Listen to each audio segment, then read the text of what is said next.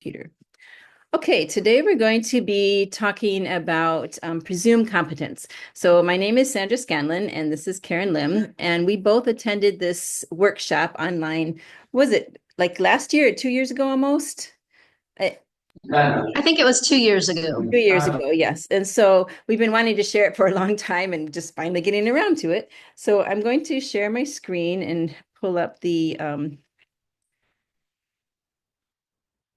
yeah, so this is the PowerPoint. So we're going to go through it slide by slide. Again, this is not something that we made ourselves. This is the actual presentation that we attended, and we just want to go through slide by slide and sort of share the kind of stuff that we learned. Presuming competence now basically is knowing that our children know a lot more than what we think they do.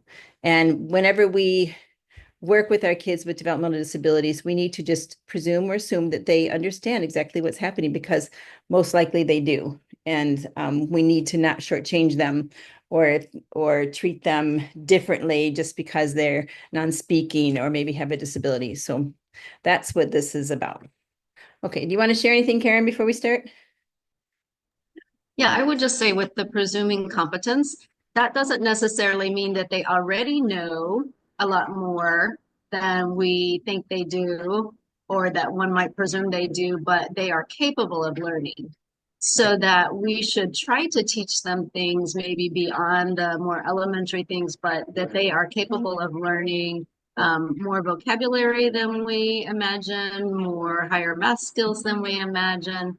um, they are capable of learning, not just that they do understand what's going on around, but they are capable of learning things that their age level peers do. Exactly. Okay. So this first slide, um, she talked about assessing ourselves in the different areas, like just think of math and English or technology or even cooking. How good are you at those things? Are you great at everything, or do you have some areas that you excel in and some areas that you don't excel in? And if we have challenges in some areas, isn't this normal? And wouldn't we expect also that our children with disabilities have challenges in some areas too, just as a normal part of their life? So if they are not excelling in everything across the board, that shouldn't be an alert to us. I mean, we shouldn't be worried about that because we all have our strengths and our weaknesses.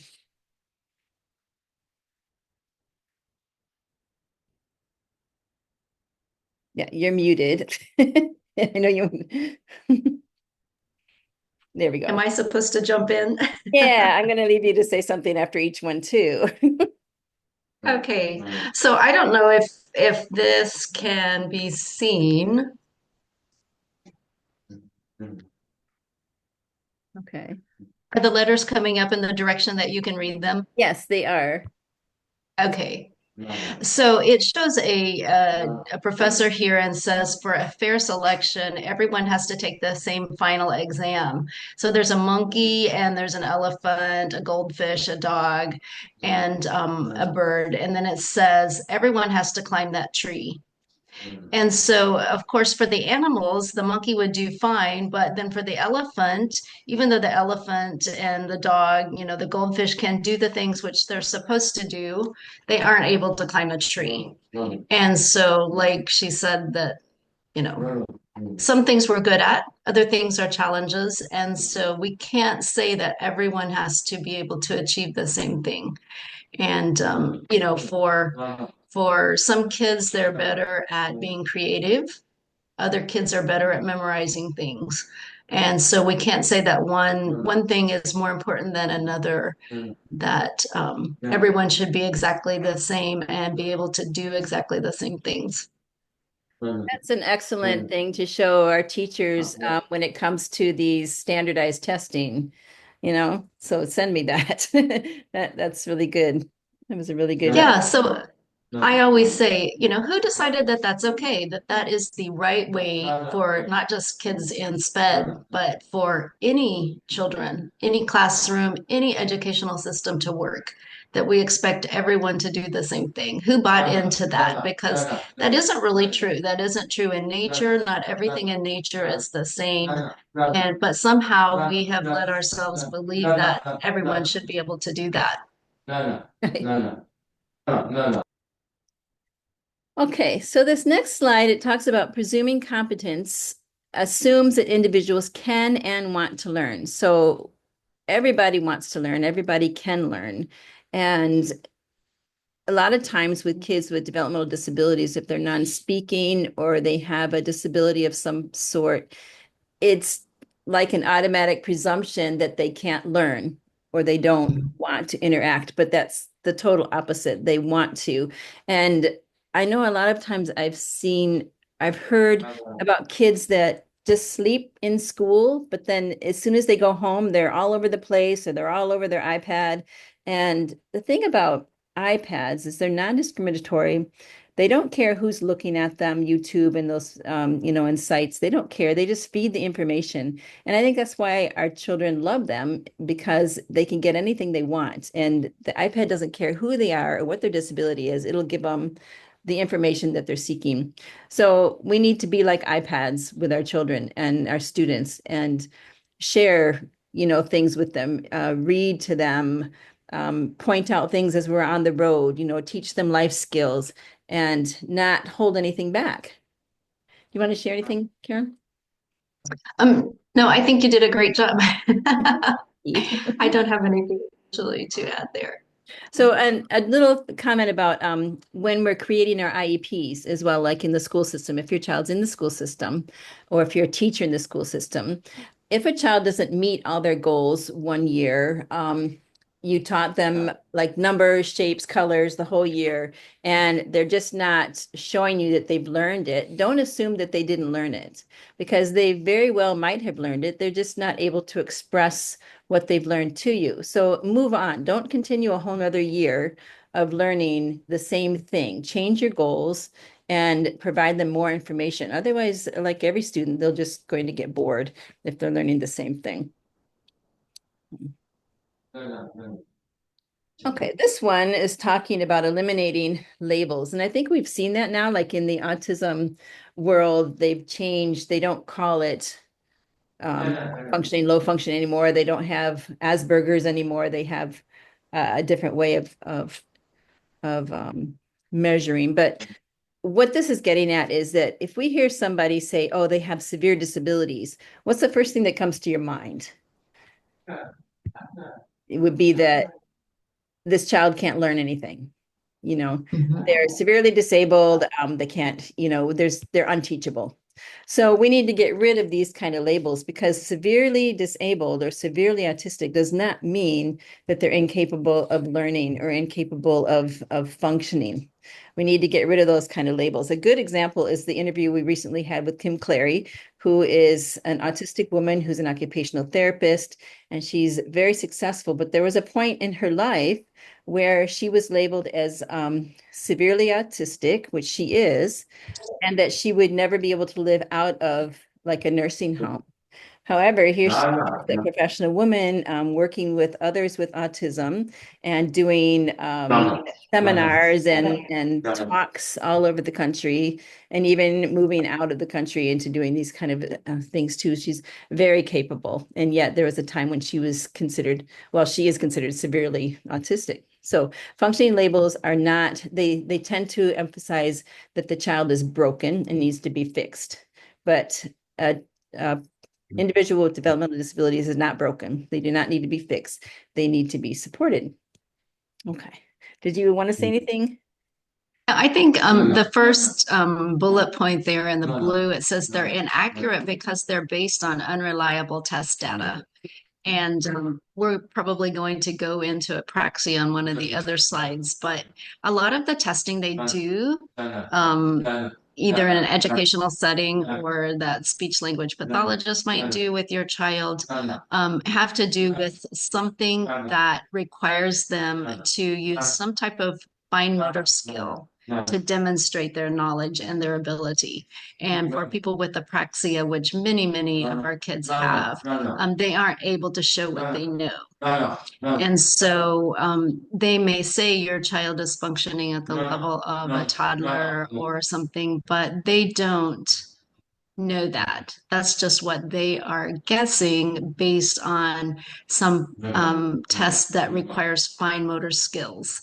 And fine motor skills is things like speaking, using your lips, teeth, and tongue to make language, or pointing to a particular object, or picking up something. All of these things that use fine motor skills. So the test data, whenever you hear your child understands this at a certain level or they're functioning at a certain level, um, don't believe it. Believe in your kid. Right. Yes. Okay. The next slide is talking about, well, what you were just talking about. When we say a child is non-speaking, they are not intellectually disabled. They are not unfeeling. They're not unable to understand. They're not unable to learn. And this is what we were talking about before. When someone is non-speaking, we just tend to think that they can't learn or they can't interact or they don't have any, even they don't feel pain. You know, a lot of people are that way too. They just have no feelings. But this slide here talks a little bit about the difference between speech and language. So first of all, language is our rule-based, symbolic, and infinite system for understanding. That's receptive language. Formulating, which is expressive language, our thoughts and ideas. So language is this thought process of trying to get something out. Our kids have that. Communication is the exchange of information between two people or more people to be able to get that information across to communicate. And our kids all have that too. What they might not have is the physical ability to produce sounds, which is what we call speech.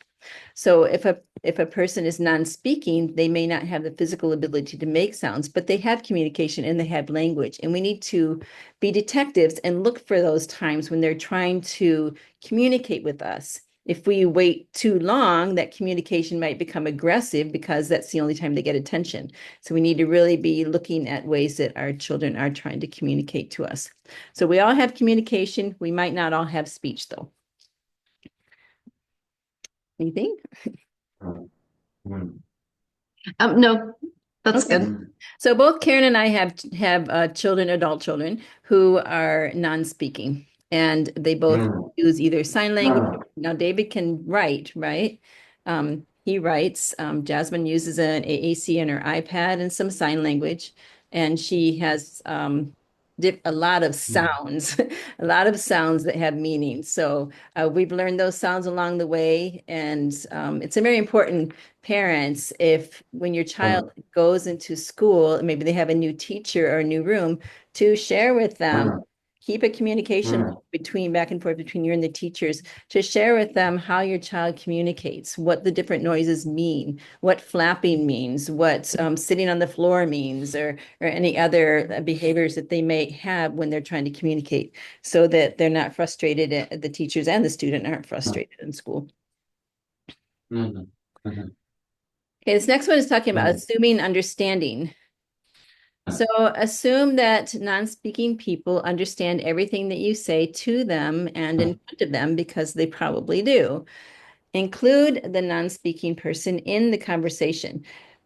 If, for example, you need to ask the parent something about the child in order to get clarification, let the child know that you're going to do that. You know, it would be like, Mary, I'm going to talk to your mom a minute about your diagnosis. Is that okay with you? And let them know that you recognize that they are there. You recognize that you're talking about them, and you don't want them to feel like you're talking about them and not with them in the group, involve them in the group. Anything to share, Karen? Yeah, one time David and I were in a program, and actually one of the days that in the program they said, "What have you told your child about their diagnosis? And what do you know?" About their diagnosis, and what have you shared with them? And that is a good thing, particularly with various maybe physical things. for you to, if your child doesn't know the science behind, why a certain part of their body is hurting or why they can't physically do a certain thing to explain to them. But also, on the other hand, I thought the person who was asking us that question, um, I'm the one who needs to know what autism is like. David already knows. He lives it every day, day in and day out for 30 years. He knows what it's like. I'm the one who doesn't. So he understands certain things, but I am the one who doesn't understand. And so a lot of times we act like our children are the ones who don't understand something and they're not cognizant of what is going on. But actually, we need to look at ourselves and realize that we're the ones that don't truly have understanding and try to expand our um, thoughts to they know what's going on and they have experienced it and their behavior is telling us something about that and yeah. Yeah, very good. That's great to let them know. I had some notes down here too. Oh, like when I try to tell people when I try to explain that Jasmine doesn't speak, but she understands. And I say to them, imagine, just putting tape over your face and then going and trying to communicate something to others. How would you do that? And if nobody was listening to you, what would you do? Okay, there she goes. You might make loud noises like that. You might be banging walls. You might get to a point where you're actually physical with biting or pulling hair. And then people finally attend to you. And then you've learned, oh, this is what I need to do to get attention. And so the next time they go straight to biting or pulling hair or banging walls to be able to communicate. So we need to listen right away and just imagine to yourself, what would it be like if everybody assumed that they knew what you were trying to say? Or Mhm. imagine everyone talking around you, but never to you. Or imagine trying to communicate something, but everyone misunderstands you. Mhm. And then I had one more thing under here. Or they may dismiss your feelings altogether. And imagine Mhm. people finishing your sentences for you or just not giving you enough time to finish it yourself. And even your closest friends or loved ones think that you're being bad when you're not. So this is what it's like for someone who is non-speaking. Okay. Right. And I have to throw in here, and this slide really, this whole seminar really isn't about this, but a lot of times physical pain is expressed as aggression, at least in kids with autism, and maybe many non-speaking kids who can't explain the pain that they have and that they're feeling. So if your child is doing something, you always have to look at, are they in physical pain? For example, sinus infection that can give a headache, or abdominal pain from constipation or something else, that when they are in physical pain, that is often expressed as aggression. And unfortunately, and I don't want to go off on too much of a side tangent here, but a lot of times children will be prescribed medications, psychiatric medications, psychotropic medications for aggression or for behaviors that really the first thing they should be looking for is there a cause for this, a physical cause for this? So if you watch this today, and then we're going to continue on about presuming competence, but if you're watching it and your child has aggression, before you let a doctor put them on a psychotropic medicine for it, look into some of the common physical causes of aggression. And I'm sure you can contact Sandy through this if you need some hints about that, where to look to find the answers. Because there are, especially for autism, there are groups that focus on stuff like that, that would be very helpful. So, you know, don't just assume that every behavior is something that may not even have a physical cause, and don't resort to something like that instead of trying to understand what your child may be going through. Yep, those are very good points, and it happens a lot. I I've told this story before to teachers. Imagine you have one student that comes in and she doesn't have a disability. She's speaking. She comes in, she immediately sits down and takes off her shoes. And the teacher says, no, no, no, put your shoes back on. We need our shoes on in school. And she's like, no, no, no, I have something in my shoe. Oh, let's look. Okay. Oh, there's a rock in there. That must hurt. And so they get the rock out, put the shoe back on, and the child's fine. Now, let's say that a child with disabilities who's non-speaking does the same thing. They walk into the room, they sit down, they start to take off the shoes. The teacher says, no, no, no, put your shoes back on, get those shoes on. And the child begins to protest and maybe get aggressive, but the teacher continues to push the shoe back on and forces the child to go through the entire day with their shoe on and the rock in it, not realizing that there's a rock in it. The child has to learn to suppress their feelings and to, do what the teacher says. And by the time they get home, they are so stressed out from having to go all day long with a rock in their shoe. So it's very important to investigate to figure out what's going on. And there might be pain involved and some reason for the behavior that you're seeing. So our children know, they know what's going on. Back to this, assuming understanding. But yeah, so we got to know that they know what's going on too. And we just have to be detectives and look behind the behaviors and look at the function and the purpose. Okay. Now, for some reason, it's not going to the next slide. So let me go over here. Okay. So teach and speak at age appropriate levels. Okay, this is really good. Again, like we were saying, if a person, a lot of times it's just natural for all of us. If someone can't speak or they have a disability, they act kind of like non-engaging. We just assume that they're not able to learn, and we may start talking to them at levels are way below what they are capable of understanding. So here it talks about use rich vocabulary, explain what you're doing, expand ideas, do a lot of self-talk, also modeling everything that you're training, teaching them, model it yourself so that they can see it in action. Provide age-appropriate language, content, and education to feed their brain. So the books that you read at levels that they, that normally would, like Jasmine's 19 years old, David's 31. We're not going to read them a picture book for toddlers. We're going to read with them a book that's at their age appropriate level because they can understand. I mean, they watch TV shows, and TV shows can be very mature sometime. And I see Jasmine laughing at, some of these shows. She understands them. So why couldn't she understand a book at the same level? So books, podcasts, documentary discussions, just go ahead and treat them at their age level. Go ahead, Karen. Yeah, a few years back, my husband, who is a pastor, was leading a funeral. And during his speaking, he began quoting, "For God so loved the world that he gave his only begotten son." And he was saying that words. And suddenly, David, who was sitting beside me doing a word puzzle, starts saying 3:16, 3:16, 3:16. And he knew that that was John 3:16. Now, I had taught David John 3:16, but while he was sitting there beside me, doing his word puzzle, I didn't think he was listening to my husband speak. And my husband didn't say, "I'm going to say John 3:16." We didn't, look it up in our Bibles as John 3:16, but he heard that he was listening. Even though it didn't look like he was listening, he was listening.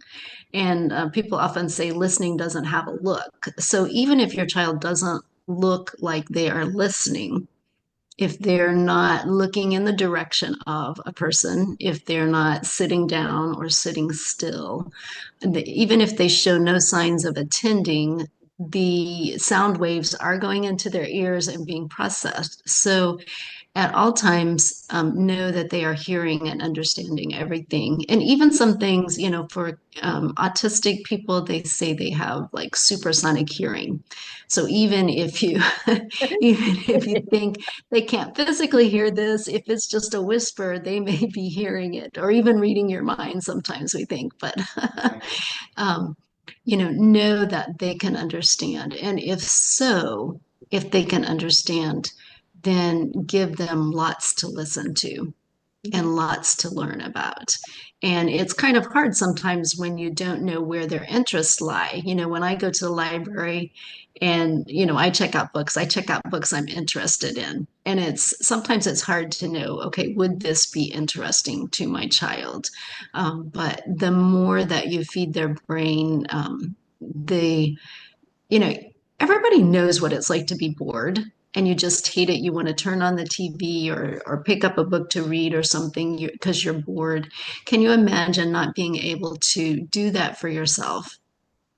That you can have some new input or something that is new and interesting, something that takes your interest and engage in that. So we have to give them lots of information and then they'll be able to, hopefully eventually tell us what it is that they like or show us what it is that they like that they want more of. But we need to expose them to a wide variety, just like any child in any class is exposed to a wide variety of subjects, math and science and geography and history and language and literature, to give them that opportunity also. Yes, very good. Go to the next slide. Got a couple more slides. So here we're getting into what you're talking about earlier, the apraxia and dyspraxia, which is difficulty in coordination and motor planning of our movements, including speech. Okay, this is a big one that Jasmine deals with. She tries to move her body in one way. The brain says one thing, the body does a totally different thing. When it comes to speech, she cannot formulate the words. She cannot get her tongue and lips and cheeks moving to be able to formulate words. That's typical of all kids with Angelman syndrome. So this is a very common thing that we see in kids with disabilities. They may have apraxia or dyspraxia. So allow time for the communication to happen.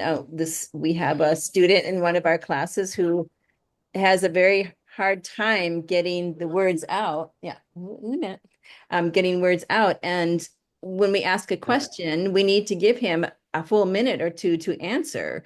And if we don't and just jump off to the next question, then he's stuck on the first question, but he hears the second question and now he's stressed out because he's got two questions to answer and he knows what he wants to say, but it can't come out yet. It eventually comes out and sometimes it's very well, but we need to give that time to communicate. Don't just finish the sentences for them. Even if you're pretty sure you know the answer, give them a chance to do it. You can even have them do things like maybe you're working on getting dressed or something and just break it down into little parts so they become successful at one part, then add the next part so that they can be successful at two parts. Communication then can take time. Talkers are good at talking and we need to spend more time listening. I don't think there was any, oh yeah, one girl who has Angelman syndrome who was able to learn to type communicated once how her body would just do. One time she was sitting with a plate of cookies and her dad asked her for a cookie. And in her brain, she was saying, give dad the cookies. But her body took the cookies and hugged them to herself. And her dad walked away thinking that she was selfish. And it just hurt her so much because she also couldn't speak to call him back and explain what she was really trying to do. And she talked about how her body just disobeys her mind and how frustrating that is. So don't assume bad, assume good. Everybody wants friends. Everybody wants to be pleasing to others. There's very few people that live their life trying to be angry and mad at everybody. But this is what dyspraxia and apraxia can do. You want to share something, Karen? Well, I was just going to say, you wonder, does my child have apraxia? And one thing that we noticed, and thank goodness for digital cameras, because for a child with autism, you will often see them smile, the most beautiful smiles throughout their day. But if you ask them to take a picture and you try to get them to smile, it is very difficult to get a true smile when you try to pose and ask for a smile. you'll get very unusual faces that are unlike their natural smile that comes up in the course of events. So I'm glad that I have digital cameras. I can walk around, and when he is smiling, I can quick snap a picture before he thinks about what he's doing. Because apraxia makes it that they want to do something, but actually they can't when they are asked to, or when they intentionally are thinking about it and want to do something, it makes it difficult, even if it's something that they normally do throughout the course of the day. A teacher once said my son was being defiant because she would ask him to pronounce an S sound and he wouldn't do it for her, and she said he was being defiant. And yet she says, I hear him making an S sound um, while he's jabbering during the day. So I know he can do it, but he just won't do it for me. And he's being defiant. And that hurt me so much because actually my child could make an S sound at the end of a word or the end of a syllable, but at the beginning of a syllable, it was very difficult to make. And so he really did want to do that and does want to do that. But she labeled him as being defiant because he wouldn't do something that she said she knew he was capable of. And apraxia or dyspraxia means when I intentionally want to do something, I can't make my body do it. And so I think we've got to look at our children through the lens of not they're intentionally trying not to do something or they're not capable of doing something, but I need to help them be able to do that. And one thing is coach the motor on.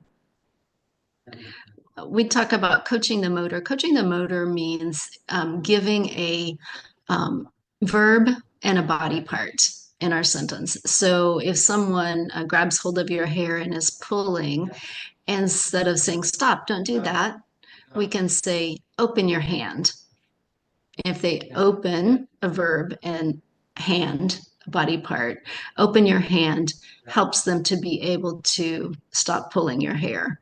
And so with apraxia and dyspraxia, then some things are very difficult, but you can coach the motor by using a verb and a body part to give them step by step instructions about what they need to do next. And that helps them to be able to do that action.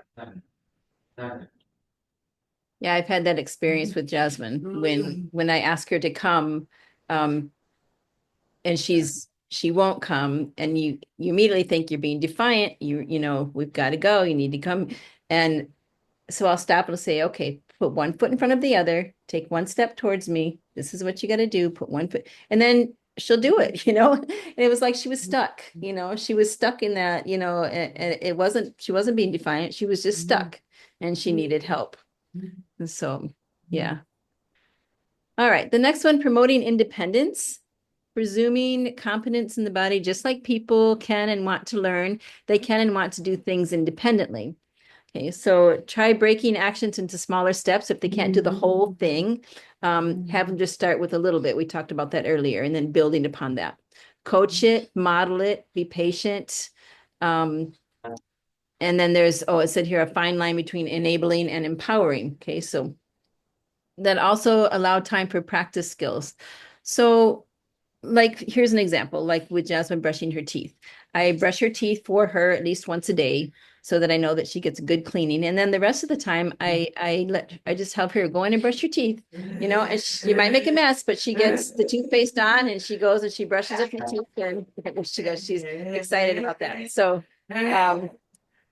what we call a guide and assist is something like that, just like showing them what to do and then giving them the opportunity to do it themselves. Of course, don't do anything where you're not going to be able to deal with the mess. Okay. Like you don't want to give your child a gallon of paint and a paintbrush and say, paint the walls if you're not willing to have paint on the floors and in the wrong spots. Okay. Just have them be doing something that, working on something that you're okay with and that it's not going to stress you out and cause problems too. Avoid doing the task for your child. If you're going to have them do it and practice it, let them do it. Okay, and then give them time to practice and encourage. Yeah. So Karen, you got some things to share on that? I was just going to say that one of my favorite things while teaching cooking classes was letting children break an egg, children who had never broken an egg before. And of course, the natural thing is to say, no, you can't do that. You're not capable of doing that. And instead of saying, no, you can't do that, say, yeah, you can do it. And you know what? I've got paper towels right here and I have wet wipes. And we'll just see what happens and give it a try. And that, children who have never had the opportunity to break an egg, we find out that they can break an egg. And it's so satisfying, I think, because, breaking an egg, it's a pretty cool thing, when you think about it, to, tap the hard surface and inside is something. But I think that, kids are usually prohibited from doing it because we think they aren't able to. But just putting the helps in place, that there are paper towels and have some extra eggs in case you need it for your recipe, just in case it doesn't make it into the bowl. But, have what you need to help them be successful in doing that task. And I just think that's so much fun that they can do a lot of things. And too many times we say, oh, you're not capable of doing that. And we don't even give them the opportunity.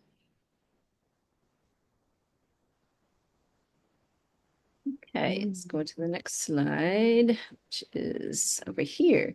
Okay, supporting friendships. All right, friendships are very important. We all have friends, we all want friends, and our children do too. So providing opportunities for inclusive education, groups, sports, games, just hanging out, being patient, supportive, and allowing everybody to participate. In American Samoa, we have our PCSN programs. You can take them shopping, go to the movies, church, invite friends over for play dates and so forth. Take them out where you go and let them. It's funny when we go shopping. Jasmine has an incredible memory, and she sees people that I don't even remember meeting, and she's screaming and waving, and everybody feels good because she makes everybody feel good in that way. But yeah, she loves her friends, and it's not something I'll ever take away from her. I know it's frustrating for her to be very social and not be able to speak, but we're working on that. Karen? I I was just going to give that same example. The second week we were at the swimming pool in American Samoa. We just moved there. We didn't know a soul, but as we pulled up to the swimming pool the second week, Jasmine saw our car pull up and immediately started welcoming us. And from far away, she saw us and started welcoming us. And it is just yeah, absolutely. And if especially for men, if you look at them, a lot of times the things they do together, they don't talk a lot anyway. They play tennis together or something, or do some sports, and they're not talking, or even going fishing. When you're going fishing, you don't talk because that will scare the fish away or something.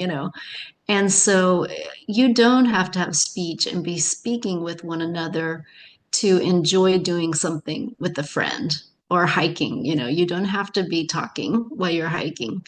And so, even though you may think, oh, are their friends really important? They're not going to talk to each other or share their deepest thoughts and feelings with each other. Just hanging out together is really important. So.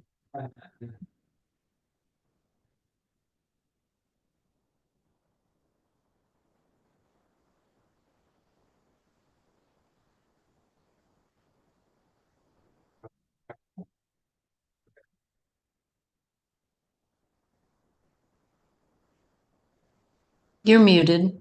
Sorry, I just did all that and okay, we're done here with this part of it, the references. I just wanted to take a moment, Karen, if you can explain a little bit what IASC is. This is where we got the PowerPoint from. So I just let you introduce that group. Okay, ISC stands for Speaking to Communicate, and the Association for Speaking to Communicate. And that is based on, if you can see in the small picture on the left-hand side of your screen, there's a person who is pointing to letters on a letter board. And it is by believing that even though a person is not speaking, they have things to say, and giving them the opportunity instead of typing with your fingers, which is more fine motor, to point to letters, either on a letter board that's a looks like a stencil, or on this one a laminated paper letter board, that they can use the gross motor of their shoulder to move to point to various letters to spell out what they want to say. And so this STC was based on what a lady in Texas named Soma, she began RPM, which stands for Rapid Prompting Method. And it is the same thing. The non-speaker can communicate by pointing to letters to spell out words, but also with that one, Soma advocated that children can listen and give an answer.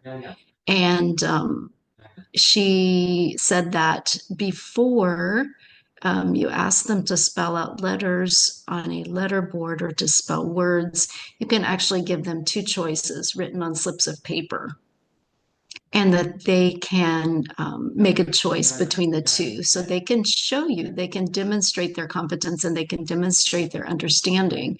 If you teach them or tell them something, you can ask them a question about it and give them two choices and put one choice on the right side and one choice on the left side and let them choose between which one the correct answer is.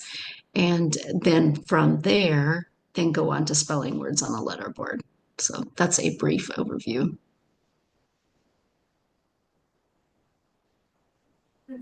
Okay, yes. And then the website is right down here if you want to have more information about them. Also, Parents of Children with Special Needs Network is our local parent-to-parent support group here in American Samoa. We have a Facebook page, PCSN America Samoa. I need to change that. We had to change it because we got hacked or something. So it's AMERIKA Samoa. And we also have a YouTube channel, which is PCSN American Samoa, where this will be on. We also want to reference Leadership in Disabilities and Achievements of Hawaii, which is our parent training and information center supporting PCSN in American Samoa, and they are in Hawaii, and there's their website there. This is just a little picture of some of the things we do in PCSN. You can see a lot of friendships, a lot of activities, a lot of fun. Here's Dennis screaming. We do a lot of things and we have a few regular things and a lot of things that we add all the time just to be able to encourage our kids to get out there and be active. Okay. So we're going to close up here. I'm going to stop sharing the screen and we can stay on. I've just got to